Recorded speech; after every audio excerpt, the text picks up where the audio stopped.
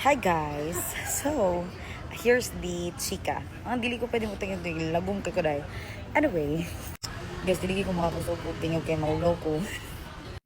So, kani guys, let us not worry anymore kay Papa. He is fine. He is strong. He is healthy. And I can say na at ease na ko. Thank you very much, good.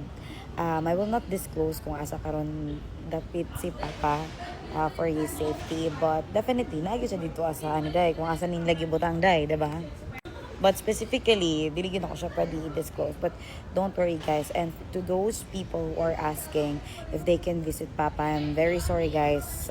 Bawal yun ang visit sa iyaha. And the last time we spoke was right before I mean, dili kay right before kato na nasa sa jail through phone call na lang kay I will not disclose what happened on that day, but yeah, actually ang i-remind lang talaga ni Papa sa amin is us, ang mama, of course kay mura sumpay tinaig yun silang doon ni Mama Day, ang akong kids, ang iyahang ang akong pag-umangkon, and my brother and his family. So kato ang mabili ni Papa na mag ano lang yun mag-amping me for us to be safe and healthy. And also guys, Papa also reminded me about his page, ang iyang mga followers, char. So yun, he just wanna make sure na dili daw mo mag-goal si iya ha. He is safe, he is happy, and kato lang siguro padayon lang ang pag-ampo na to na he will be healthy and safety. I know he is secure to where he is right now. So tagan kay salamat pud gyud kayo, as in thankful gyud kaayo ko. And ang ako lang is magpadayon taog ka ng pray sa iyang health. Kaya bugahe ba ito siya gulo guys, basig mo kauna po itong mga bawal dito, sus ang arthritis. Charas. Anyways guys, dili mag-goal, we are all trying our best. I will not disclose anything about his case, but please know to everyone, Shubi, saba uy. Kani take two. To all na nagaatang about the updates sa iyang case, rest assured, we are all trying our best.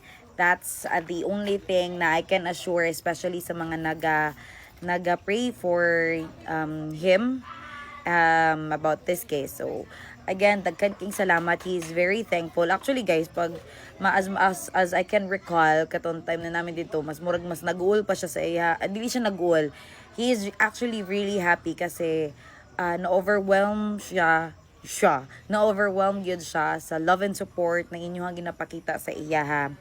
Though balik-balik yun na ginaingon ni Papa na dawat niya ni because this is part of his job.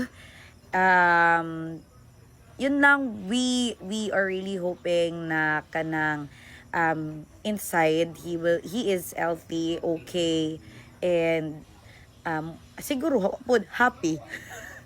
Kay si Papa manggod mailhan na to si Papa as someone na even though hatagan na mo hatdudan na nimo kanang everything negative sa iya, mangita na sa og pamaagi na ma-turn into positive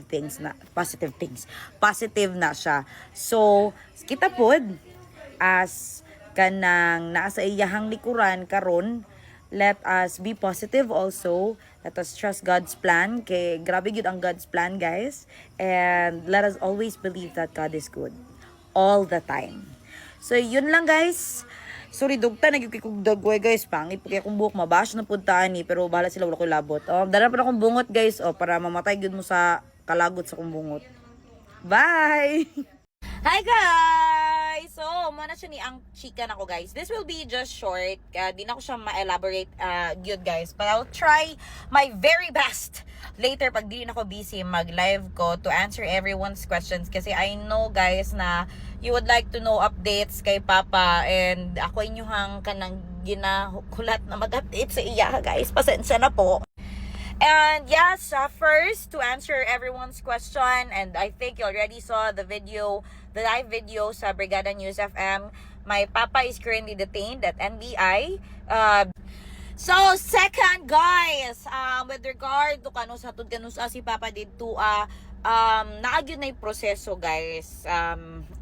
Pag naata sa balaod guys, we need to follow procedure. So right now, the motion for reconciliation has already been filed. There is a scheduled hearing for that one, so we have to wait para na schedule. And at that time, si Papa will be detained at NBI. But again guys, you don't have to worry. We can visit man pod Papa, and if you want guys, kung gusto nyo madunggan ang mga ano ni Papa, mga chika niya, I'll try to ask for his statement, and then I'll give it to you guys. Ingnan ta mo unsa iyang statement. Unsa iyang gusto iingon sa inyo ha guys. So don't worry, for sure isa sa linya na ingon ni Papa sa inyo ha is you don't have to worry about anything. God is good, and then dili mag-uol. Katog yun, mo gina always niya na kanang ginabalik-balik sa ato dili mag-uol. And guys, I just like to thank everyone, as in ang kanang mga naga-message sa ako, mga naga-comment. Daghan kayo guys, dili naman ko maisa-isa, naga-message sa Messenger, naga-PM sa ako, naga-call. I cannot answer it good guys kasi right now busy po ko na ako ginang ginaatiman good guys. So thank you good guys sa inyo ang support sa mga family, sa prayers ninyo for our family. We really appreciate it guys, and I hope wala ko nagahangyo guys, basta nag-ingon na po na sila, nagpakaluoy ko sus never. So dili na mo kailangan mangayo og kanang pakiluoy sa inyo ha guys, because just ko Lord, tanawa ang mga suporta sa akong Papa, dili na ako kailangan mo istorya, mao na to siya, period. So no guys, I will never be ashamed that I am the daughter of Jun Digamon. I am so proud, good, as in I will shout good sa entire world how proud I am na papa na ko si Jun Digamon. And a lot of people can testify that one. Kasi guys, if you check the comment sections, aduna pa yung mas daghang show of support compared to bashing. Aduna pa yung daghang kay messages sa pages ni Papa, crying emoticon, makagawas ra ka dol, everything will be alright, we will be praying for you, ing ana day. Anyway guys, okay na. Yun guys, again, thank you very much kayo sa inyo guys, and I would like you to kanang unsay tawag anak, just keep on praying for Papa. I know na ginaampo yun ninyo si Papa. Kato lang, especially the safety, his health, iampo na lang nato na guys. Kasi right now guys, we are also, to be honest, we are extra careful at the moment, especially sa safety sa akong kids, because we are receiving, you know, and of course, as a mother guys, I want to make sure my kids are safe. So extra gid ang ako ang ginahatag na kanang unsay tawag ni protection sa ako ang kids karon. So mo nang medyo ngarag gyud ko kung agian ko ninyo or masugatan ko ninyo guys, ngarag gyud ko karon guys. Walay tulog dai kay atong duty pangkadlawon dai pag buntag kinahanglan gyud ta mag one on one sa tong mga anak. Ana gyud dai. But anyway guys, thank you once again for praying for your family. We really appreciate it. Papa really appreciate it. So continue praying for us, and I know God is good. God is watching us, and dili gyud ta pasagdaan ni Lord. This too shall pass. Thank you once again everyone. Goodbye.